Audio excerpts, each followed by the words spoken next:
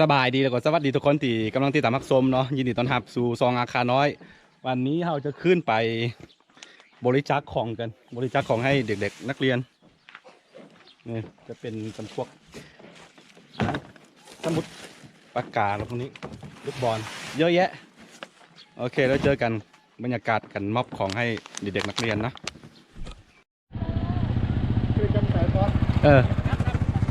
ไปเราขึ้นด้านหลังนี่ก็ได้พี่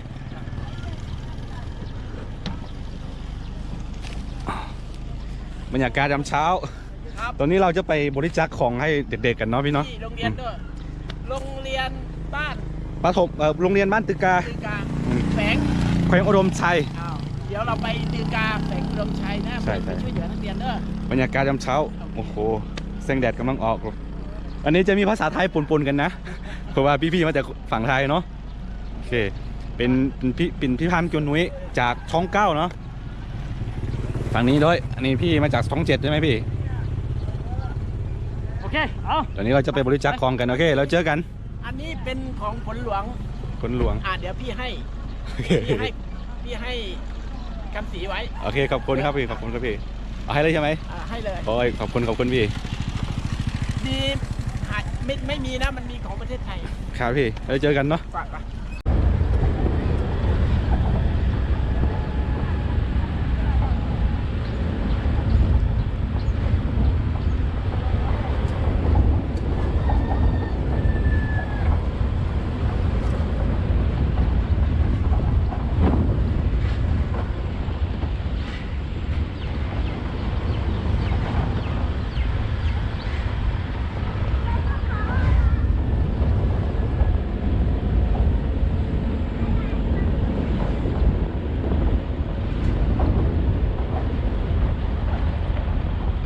เส้นทางเขาตุ๊ไปแป๊บนึงนี่อะไรพี่นี่ไปโรงเรียนอะ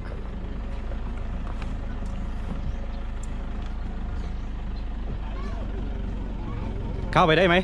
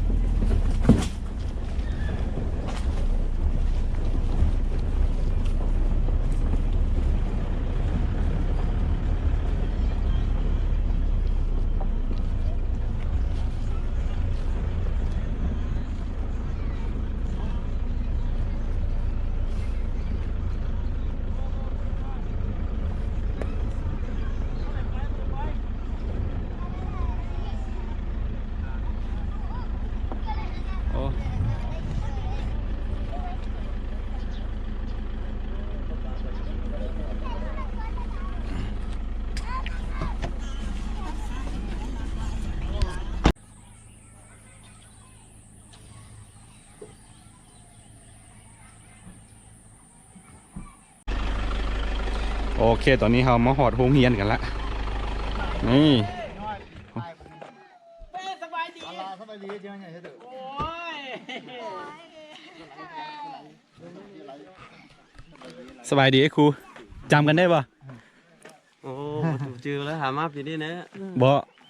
เคยเฮียนอยู่มันขวางคือกันรุ่นเดียวกับบักใส่คำบักพินเขานะกับอีเกตเขาคืออยู่เฮือนอันปอสวรรค์เขานี่โอ้เคยหรอจำได้อยู่เป็นรุ่นน้องปีนึงเฮียนนับกับสาคอนเขาเป็นบ่เบิ้ลกายปีนึงรุ่นนั้นจวนบักรอดเขาเลยบักรอดเขาเนาะบักรอดแล้วก็มีอันบักรอดมันเอาเมียโดนแล้วเนาะเอาเมียโดนแล้วบักขมวนเขาเนาะเดี๋ยวครับอันนั้นเดี๋ยวมีชุดนักเรียนชุดกีฬาเนี่ยทั้งหมด24ชุด2ทีมเดี๋ยวให้นักเรียนใส่เลยเราให้คนไหนก็เวลาเขาเตะบอลกันเนี่ยมันจะมีชุดนักเรียนไม่จะมีต้องถามว่าผู้ชายมีกี่คนที่ใส่ได้อย่างนี้ผู้หญิงก็ใส่ได้ผู้หญิงผู้ชายรวมกันเลยใช่ไหมได้หมดโอเคครับพี่คือแล้วแต่คุณครูเขาจัดมาครับพี่นะแล้วก็เดี๋ยวลองแบ่งเบิ้งว่าทั้งหมดมี50 คนเหมือนบ่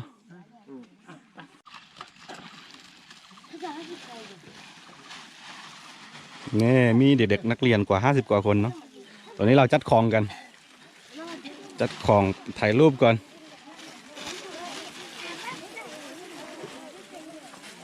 นี่เป็นมาม่าเนาะสนับสนุนโดยบริษัทอินกองพาวเวอร์จำกัดจากประเทศไทย แล้วก็ลูกบอลสีเมืองเนาะสีเมืองตลาดกลางผักและผลไม้จังหวัดราชบุรีนี่ผู้ใหญ่สนับสนุนมา แล้วก็นี่เป็นสมุดโรงไฟฟ้าราชบุรีโรงไฟฟ้าสะอาด ตัวมาเองมาไป ไปแล้วตัวนึง อันนี้เป็นผู้ใหญ่ที่บริจาคมาเนาะให้เด็กๆ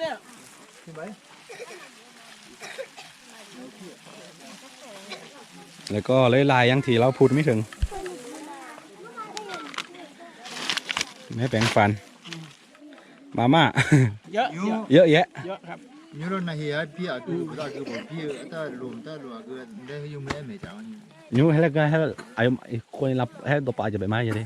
ไอ้ไม้ไอ้ถนัดเฟืองคือไอ้จีแล้วหรอ 这个结果， ยูก็มีจะจ่าไอ้จีได้บ่จริงนะ 这个俺就没有个在，不那些比，那比他这边人用比那精啊，也马就比到，也马到那个到， เท่ไงเท่ไงมา 用不比嘞，都不到就这个。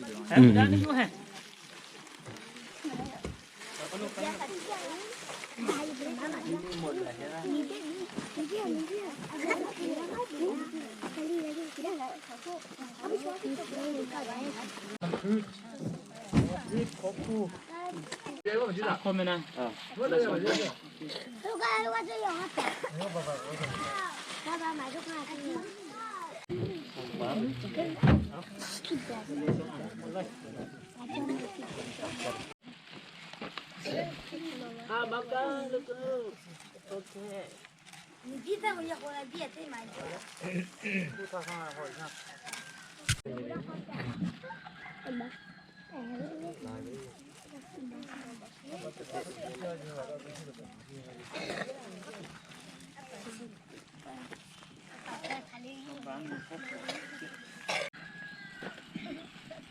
ทีท้ายก่อน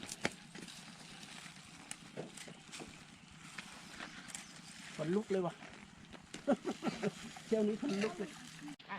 เฮ้ยนู้นมาไปดูนู้นอยู่หน้าปูเลยไปนู้นมา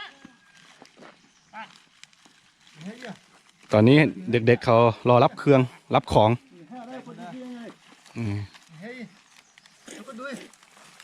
นี่มือดูเดย์ซอยมือดูเดย์สักตัวเดย์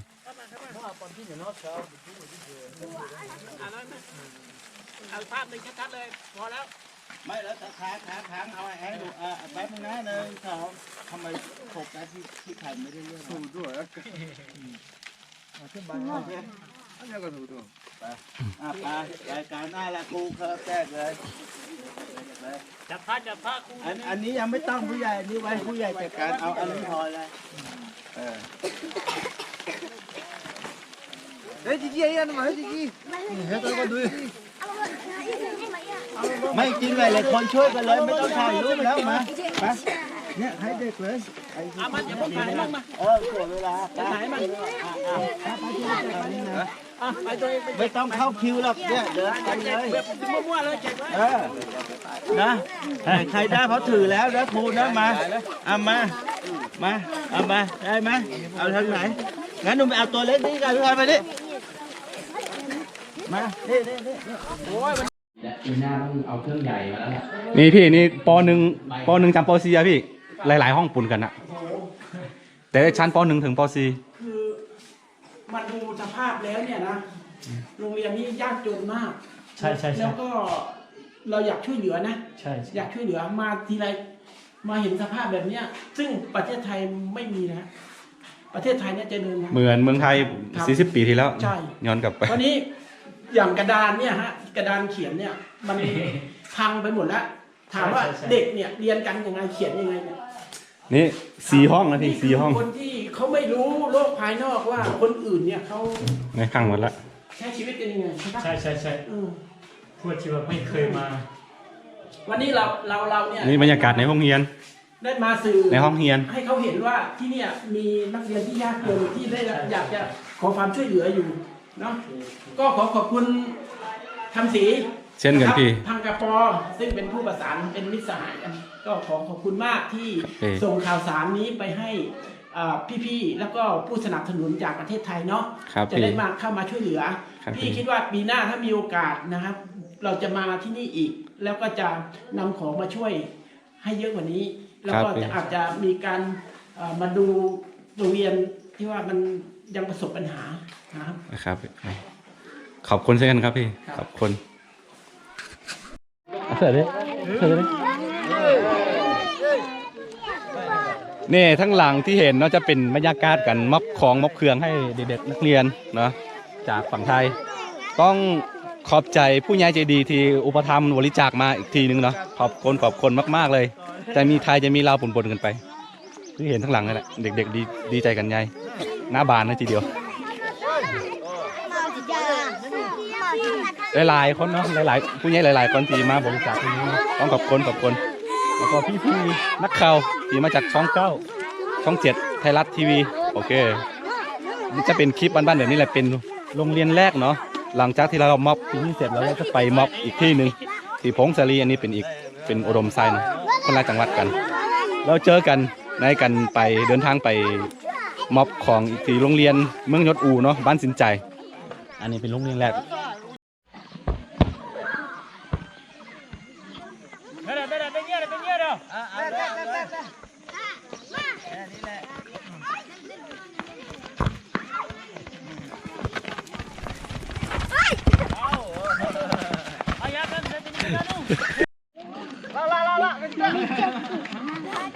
nó sợ mới đủ đề mà phê này lấy cá mẹ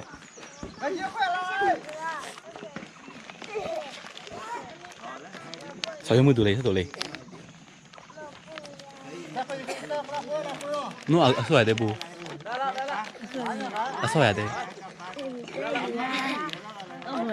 ô boy à anh nhi đấy à nó hàm đưa nhi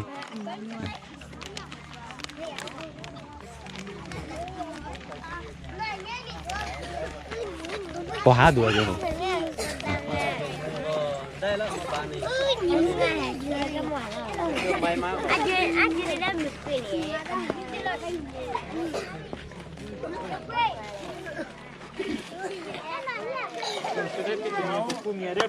โอเคตอนนี้การม็อบของก็เป็นที่เสร็จเรียบร้อยเนาะ ครับ ถ้าผู้ใดมักก็อย่าลืม ไปอีกโรงเรียนหนึ่งโรงเรียนสินใจ ใช่ นะครับกรด ตอนนี้เราจะเดินทางต่อไป โพสต์นี่ 有没有见面？有没有？ ถ้าผู้ใดมักแล้วก็อย่าลืมกดไลค์กดติดตาม2อาคารน้อยเนาะเผื่อบ่พลาดวิดีโอใหม่ๆจะ2อาคารน้อยแล้วพบกันไว้ในคลิปหน้าโอเคเจอกัน